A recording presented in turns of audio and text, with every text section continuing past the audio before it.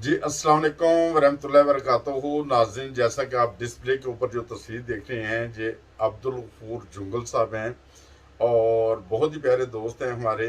और इनके बेटे भी बहुत प्यारे हमारे जानने वाले हैं, मोहतरम बिलाल साहब को कुछ लोग जानते होंगे, कुछ जुंगल साहब को भी जानते होंगे। और इनका पिछले दिनों में ओपन हार्ट सर्जरी हुई है, उसके बाद अचानक स्ट्रोक का हमला भी हो गया, जिसकी वजह से तबीयत काफ़ी नासाज हो गई।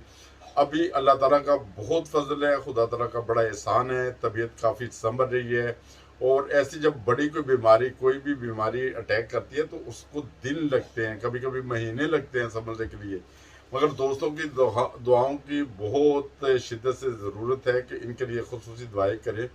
और बहुत नेक और मुखलस इंसान है और एडवोकेट भी हैं।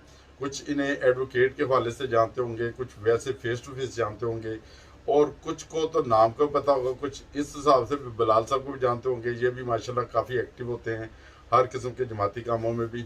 और तमाम दोस्तों से यही दरख्वास्त है कि अब्दुल गफूर जुंगल साहब के लिए खुसूसी दुआ करें कि अल्लाह ताला उन्हें कामिल सेहत दे, तंदुरुस्ती दे, और वो जल्द अज जल्द से चाप होकर घर आएँ, अपने बच्चों में आएँ, और खुदा ताला कोई गायबाना फजल करे। जब देखिए इतनी इतनी बड़ी बीमारियां जब अटैक करती हैं, फिर उस वक्त बहुत ज़्यादा दुआओं की ज़रूरत होती है।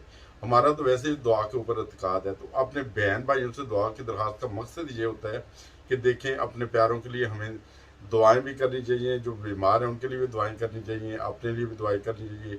ये एक दुआ का मौका था, तो मैंने सोचा कि ज़रूर इसे हाथ से ना जाने दें, बल्कि अपने सारे प्यारों को ये पैगाम पहुँचाएँ कि देखें, ये हमारे भाई हैं अब्दुल गफूर साहब, एडवोकेट।